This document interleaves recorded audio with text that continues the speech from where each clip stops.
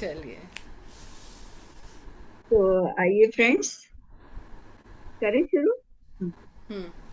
हम 40 मास्टर से संदेश पढ़ रहे हैं, ये बुक का अध्ययन कर रहे हैं।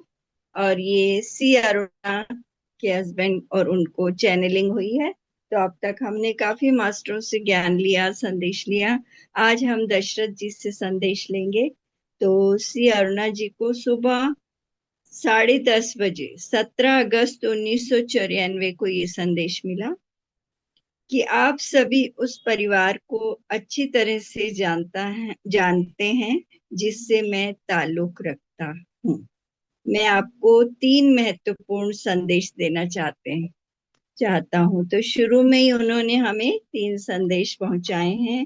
पहला है ध्यान, दूसरा है ज्ञानोदय, तीसरा पति के रूप में पुरुष का जीवन। ये तीनों बातें बातें हमें क्यों बताई उन्होंने? क्योंकि ध्यान तो हमें पता है जीवन में होना ही चाहिए। दूसरा, ज्ञान का उदय ध्यान से ही होता है। और तीसरा उन्होंने जो बताया, पति के रूप में पुरुष का जीवन। तो ये उनके खुद के जीवन से ही उन्होंने ये संदेश लिया है कि कैसे पति के रूप में पुरुष ने अपना जीवन निभाना चाहिए। तो आइए पहले ध्यान को देखते हैं। लगभग 5 साल की उम्र में मुझे ध्यान में दीक्षित किया गया।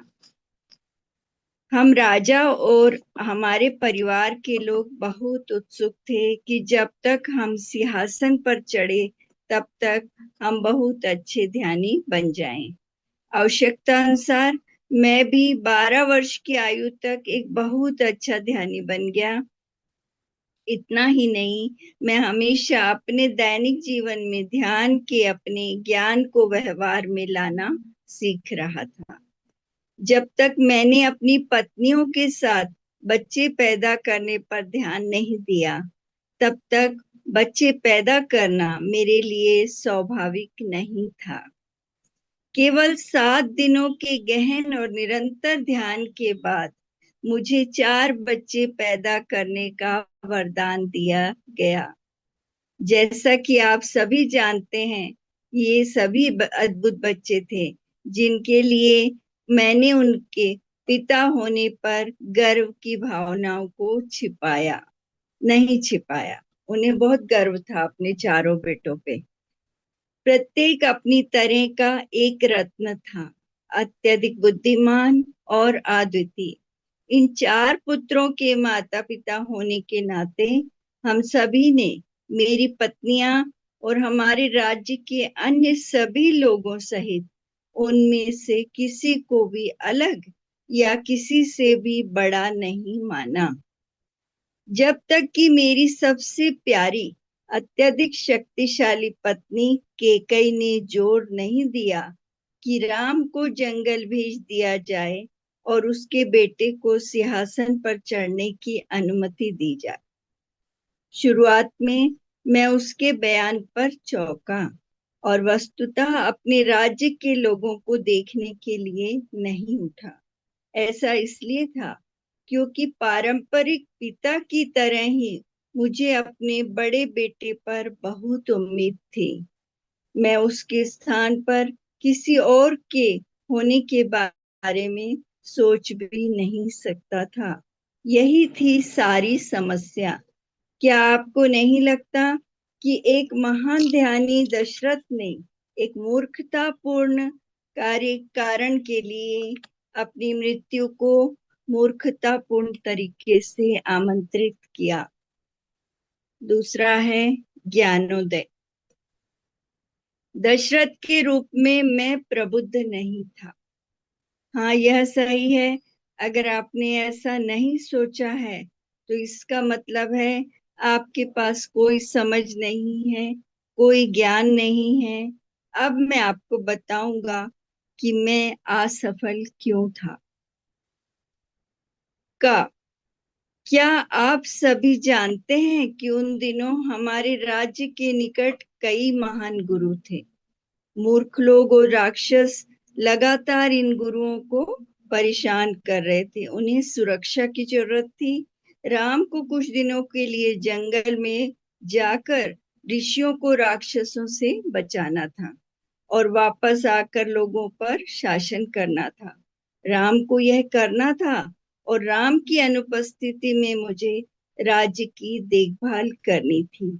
मुझे ना तो शासन करना पसंद था, ना ही मेरे राम को राज्य पर शासन करने और ऋषियों को देखभाल करने का काम करने दिया।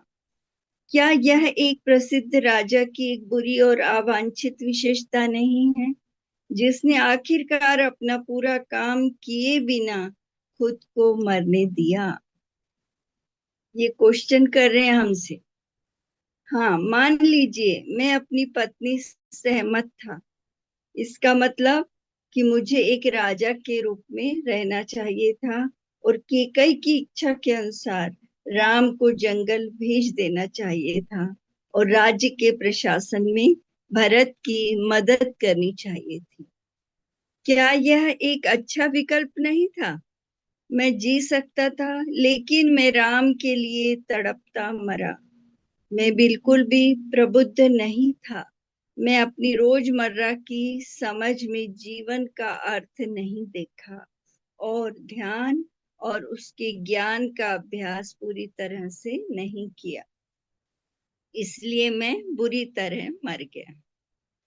अगर मैं राम को व्यक्तिगत रूप से जंगल में छोड़ता, तो क्या मैं सीता अपहरण के समय उनकी मदद नहीं कर पाता?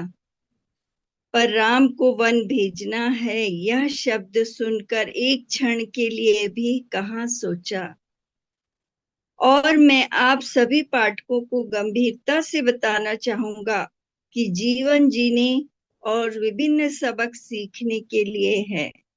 हम यहाँ किसी अन्य व्यक्ति के कारण नहीं आए हैं, बल्कि यहाँ केवल विकास और प्रगति के लिए आए हैं। इसीलिए किसी के प्रति गहरा जुनून और प्यार रखना वांछनीय है।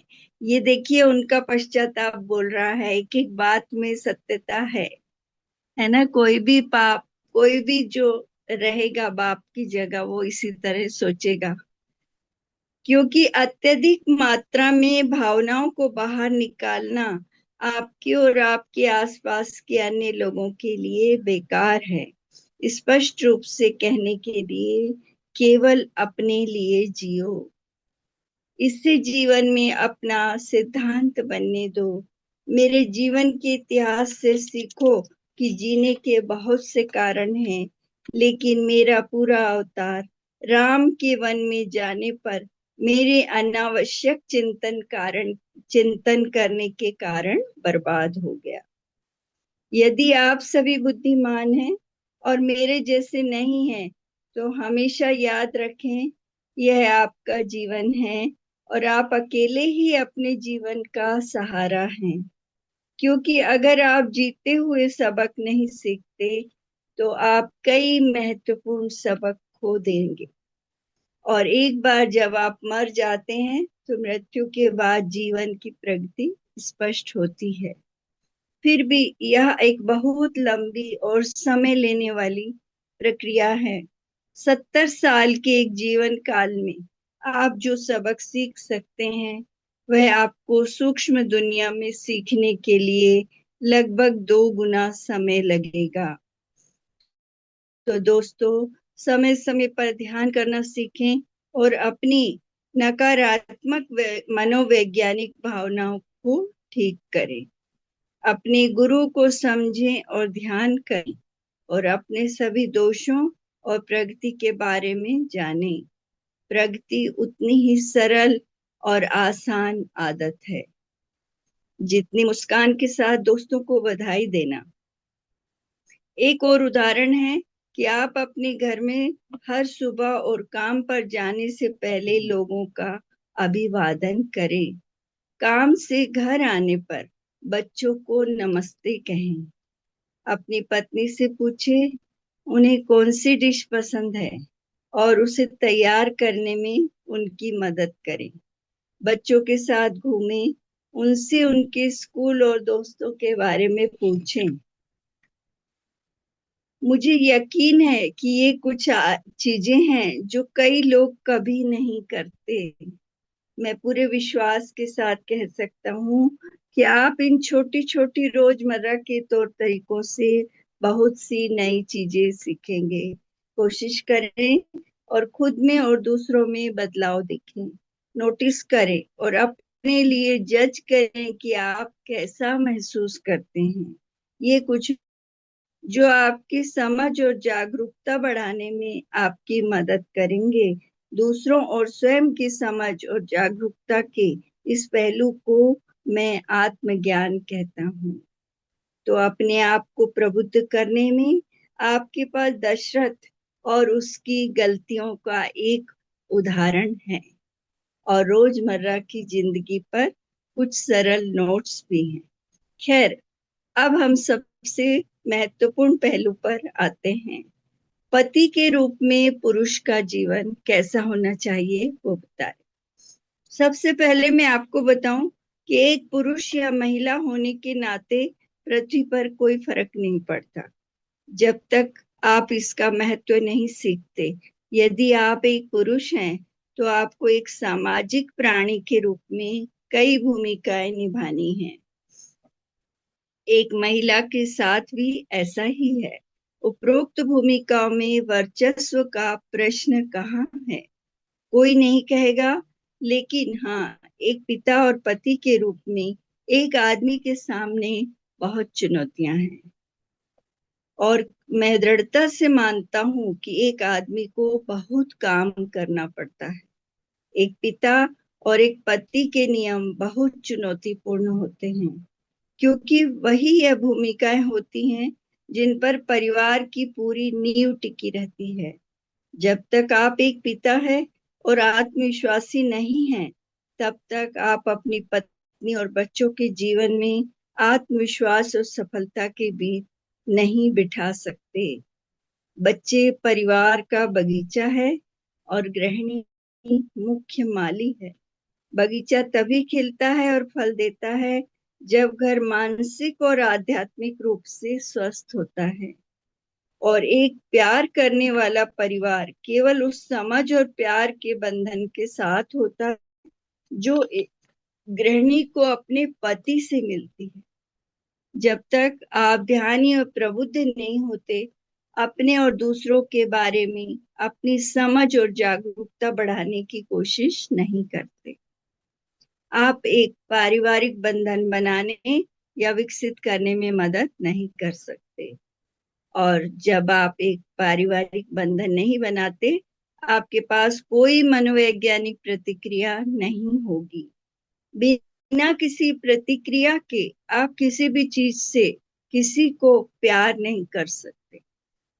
ऐसी परिस्थितियों में आपको लगता है कि जीवन का कोई अर्थ नहीं है। जीवन सार्थक आश्चर्यों से भरा है। लेकिन जब आप ध्यान करते हैं, प्रबुद्ध हो जाते हैं, तभी आप जीवन का सच्चा सार सीखते हैं। ईमानदारी से कहूं तो ध्यान अपने आप में बेकार है। इसका स्पष्ट संकेत मेरा अपना जीवन है। इसलिए स्वस्थ, समृद्ध और आध्यात्मिक जीवन के लिए ध्यान के साथ साथ स्वयं को प्रबुद्ध बनाने का प्रयास करें। सच्चे प्रयास से एक प्रबुद्ध मास्टर बनना एक बहुत ही आसान और आनंददायक जीवन महत्वाकांक्षी बन जाता है। इसीलिए पाठक प्रबुद्ध बनने के लिए महत्वाकांक्षी हो जाए। बस इतना ही। अलविदा। बहुत बहुत धन्यवाद मास्टर। मैं इस समय कारण जगत में हूँ। देखिए, कारण दुनिया में है, वो कारण जगत में हूँ। मैंने अभी तक एक्सिस चेंज के लिए कोई विशिष्ट कार्य नहीं किया है। अपने पर्पस के लिए वो कारण शरीर में है। तो देखिए कितना पश्चाताप। इसीलिए हमने जागरूक होके जीना, समय समय पे अपनी गलतियों पे काम करना, नहीं तो पश्चाताप के अलावा कुछ भी नहीं रहेगा। अगले जन्म में भी हम पश्चाताप लेके उतरेंगे। तो कह रहे ध्यान करना तभी सार्थक होगा जब हम अपने आप को प्रबुद्ध बनाएंगे। ज्ञान से भर लेंगे, स्वाध्याय करेंगे, सज्जन सांगत्य करेंगे और हर कदम पर जागरूक रहेंगे। कई बार ऐसा नहीं लगता हमने भी करी है बहुत सारी गलतियां, कैसे अपना जीवन वापस ले आए, कैसे सुधार लें, कहाँ गलती हो गई, होता है ना। कई गलतियां ऐसी होती हैं, हम सोचने पे मजबूर हो जाते हैं कि हमने सच में गलतियां कर दी। तो ऐसा है दशरथ जी का जीवन, उनका संदेश आपने सुना। थैंक।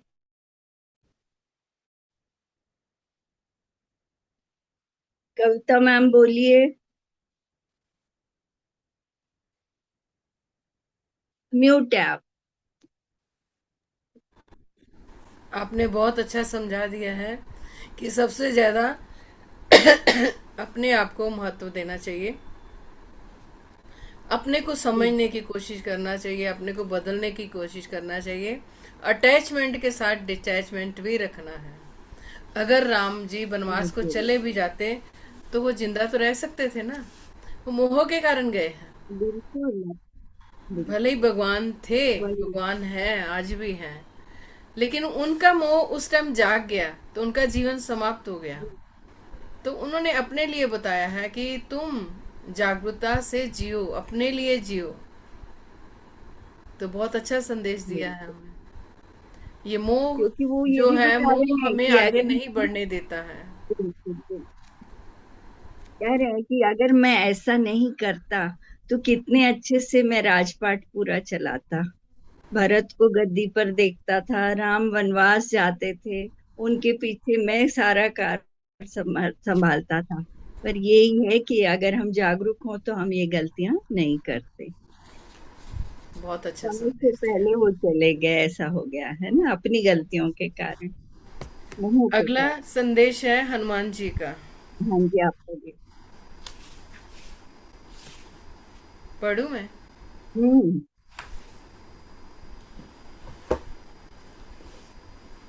ये हनुमान जी ने क्या संदेश दिया है? 28 अगस्त 1994 है ना? 18 अगस्त 1994, अठारह सुबह दस दस बजकर बजे बीस के मिनट 10 मिनट। तो हनुमान जी कहते हैं, मेरा जन्म लगभग 8,000 साल पहले उस शरीर में हुआ था जो आज मेरे पास है। आज मैं मनु रूप पृथ्वी के प्रशासन का एकमात्र प्राधिकारी हूँ। मैं अभी भी ध्यान कर रहा हूँ और ध्यान में लोगों की मदद कर रहा हूँ। बहुत पहले जब मैं लगभग 7 वर्ष का था तब मुझे एक महान गुरु ने ध्यान में दीक्षित किया था। हनुमान जी के रूप में मेरे वर्तमान अवतार से पहले लगभग 6 अवतार थे। मैं आपको बताऊंगा कि मैं अपने हनुमान अवतार में क्या कर रहा था, क्योंकि वर्तमान में आप कभी केवल अपनी वर्तमान स्थिति के बारे में उत्सुक था। ध्यान से ही आप अपने भूत और भविष्य के बारे में जानोगे। तो इस अवतार में मैंने 5 साल की उम्र में ध्यान शुरू किया। मेरे माता पिता बहुत बड़े ध्यानी थे और उनके मार्गदर्शन में मैंने बहुत कुछ सीखा। जब तक मैं करीब 15 साल का हो चुका था तब एक पूर्ण ध्यानी था और मुझे आमतौर पर कार्य दिए जाते थे। मैं किसी भी ध्यान के कार्य में हमेशा उत्कृष्टता प्राप्त करता था। मैं सूक्ष्म यात्रा में परिपूर्ण था, एक आदर्श थर्ड आई मास्टर था और विभिन्न शक्तियों सहित मास्टर था। मैं उस उम्र में खुद को भौतिक और अभौतिक भी बन सकता था। मैंने ध्यान में सब कुछ देखा। इस दौरान मेरी माँ को लगा कि अब मुझे समाज में लोगों के बीच जाकर रहना चाहिए और एक सामाजिक प्राणी के रूप में बहुत कुछ सीखना चाहिए। और उस समय मुझे बाली और सुग्रीव के गोत्र में प्रवेश करने के लिए बनाया गया था। बाली और सुग्रीव की परिस्थितियों के बारे में जानकर मैंने सुग्रीव को चुना और कहा कि वह मेरे गुरु हैं। उन्हें मुझे समाज में रहने के तरीके और साधन सिखाने थे। और जैसा कि मैं जानते थे, सुग्रीव की निष्ठा और धर्म का समर्थ करने के लिए पूर्ण समर्पण मुझे तुरंत निस्वार्थता, सहिष्णुता, धैर्य और ज्ञान के प्रति प्रेम के गुण सिखाए। और इस बुनियादी गुणों की उनकी शिक्षाओं ने मुझे हनुमान के रूप में मेरे व्यक्तित्व का विकास की मदद की। आपको पता होना चाहिए कि मैं अपने माता पिता के मार्गदर्शन में कच्चा और अक्षरित था। मुझे अपने आप को परखने का मौका नहीं मिला। मुझे ये पहली बार सुग्रीव ने दिया और स्वाभाविक रूप से सबसे सक्षम व्यक्ति द्वारा दिए जाने वाला अवसर से मैं 3 महीने के अंतराल में बहुत आगे बढ़ गया। एक और महत्वपूर्ण पहलू ये था कि मैंने सबसे प्रति सहानुभूति महसूस करना सीख लिया और दूसरों के भावनाओं के साथ एक होना सीख लिया। मैं दूसरों की भावनाओं के अनुरूप होने के लिए लगातार खुद पर नजर रख सकता था, लेकिन मैं व्यवहारिक रूप से वह सीख सकता था जो कि मेरे आसपास के सभी लोगों ने सीखा। इसके बाद एक सामाजिक प्राणी के रूप में रहना सीखकर मैंने अपने अद्वितीय व्यक्तित्व को विकसित करने, अपनी आंतरिक इंद्रियों और क्षमताओं को देखने पर ध्यान केंद्रित किया। फिर मुझे लगा कि मुझे राम, सीता और लक्ष्मण से बहुत कुछ सीखना चाहिए। हाँ, लक्ष्मण एक महान मास्टर है। राम और सीता कितने महान थे ये बताने की जरूरत नहीं है। सीता से अलग होने पर राम ने अपने समय का आध्यात्मिक उपयोग हम सभी को जीवन और उनके अर्थ, उद्देश्य, डिजाइन, अवतार, संभावनाओं, वास्तविकताओं, आयामों, यहाँ की दुनिया और अन्य आकाश गंगाओं और कई उत्तम विषयों के बारे में बताते हुए किया। जब सीता उनके साथ नहीं थी तो वे बैठकर विलाप नहीं करते थे। उसी समय का उपयोग हमें शिक्षित करने के लिए करते थे। सीता त्रिजटा की शिक्षित करने में व्यस्त थी, जो जीवन और आध्यात्मिक ज्ञान को महत्व को समझाती थी। दोनों को अपने अलग होने का एहसास तो हुआ, लेकिन वह पूरे दिन 24 घंटे जंगल में केवल अपने अलग होने के बारे में नहीं सोचते रहते थे। दोनों ने पति पत्नी के रूप में अलगाव का पाठ सीखा, लेकिन अपने समय का उपयोग दूसरों को पढ़ाने में किया। वह है राम और सीता का महारथ। राम और सीता जैसे महान गुरु जो इतनी उच्च क्षमता के हैं, वह रोते हुए अपना पूरा समय कैसे बर्बाद कर सकते हैं। राक्षस सीता को रोती हुई महिला के रूप में चित्रित करते थे। हे भगवान, कल्पना कीजिए कि आप क्या होगा कि यदि आप दिन में कुछ घंटों के लिए भी रोते हैं। हर हफ्ते व्यवहारिक रूप से 1 हफ्ते के बाद आपके आंसू भी सूख जाते हैं। और कब तक रो सकते हैं। सीता कोई अपवाद नहीं थी और ना ही राम। उन्होंने खुद को कभी भी हमारे सामने ट्रेजेडी किंग या ट्रेजेडी क्वीन की तरह नहीं रखा। उन्होंने अलगाव और मनोवैज्ञानिक दर्द को केवल पति पत्नी के रूप में संदर्भित किया, ना कि किसी बड़े रोते हुए चेहरे के साथ। और अशोक वन को रोने की जगह माना जाता है। क्या मूर्खता है। जब आप पढ़ रहे हैं तो क्या बताया जा रहा है, आपने विशेषणात्मक दिमाग को अलग क्यों रखते हो। मैंने उस वन को व्यक्ति तत्व के रूप में देखा और वहां से सभी तत्वों से बात की। पत्थर, रेत, जल, वायु, पौधे और तत्वों ने मुझे यही कहा कि वे सीता की उपस्थिति से बड़े ही खुश हैं, क्योंकि वे सीता जैसे महान गुरु के साथ आध्यात्मिक रूप में विकसित हो सकते थे। उन्होंने कहा कि उन्होंने रावण और अन्य लोगों से ध्यान तो सीखा था, लेकिन सीता अपनी पवित्रता के माध्यम से क्या दे सकती है, ये सीखना बहुत अच्छा था। अब मैं आपको लक्ष्मण के बारे में बताता हूँ। वे इतने महान ध्यानी और प्रबुद्ध व्यक्ति थे जिन्होंने अपने जीवन का अंगरक्षक के रूप में चुना और वह सब कुछ सीखा जो राम और सीता आध्यात्मिक के बारे में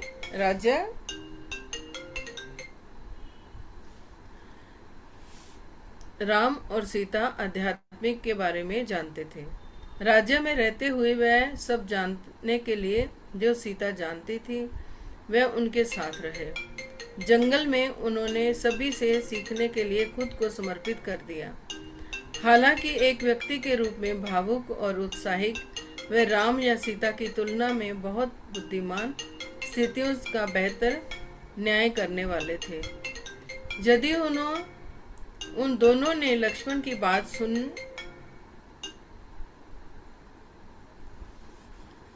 ये सब राम, सीता, लक्ष्मण और सुग्रीव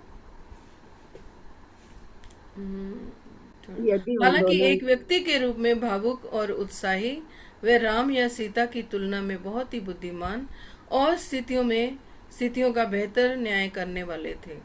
यदि उन दोनों ने लक्ष्मण की ये बात सुन ली होती तो सोने का मृग किस मायावी का षड्यंत्र था, तो रामायण की कहानी कुछ और ही होती है। ये सब राम, सीता, लक्ष्मण, सुग्रीव और लंका के तत्वों के बारे में है। मेरे ये निष्कर्ष वही है कि जो मैंने इस महान मास्टर से सीखे हैं, इन सभी लोगों के साथ रहने के कारण मुझे अब समाज में रहने की आवश्यकता नहीं है, क्योंकि मैंने विभिन्न भूमिकाएं सीखी थी।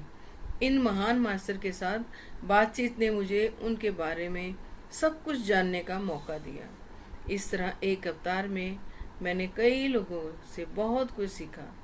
मेरे लगातार 24 घंटे पीछा करने और सीखने की गहरी रुचि के कारण मैं बहुत कुछ सीख सका।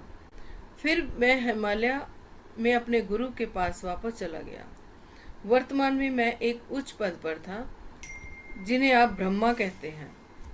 याद रखें, मैं आपसे और किसी से अलग नहीं हूँ, लेकिन सीखने की मेरी गंभीर इच्छा ने मुझे वह मदद करने की जो मैं आज हूँ।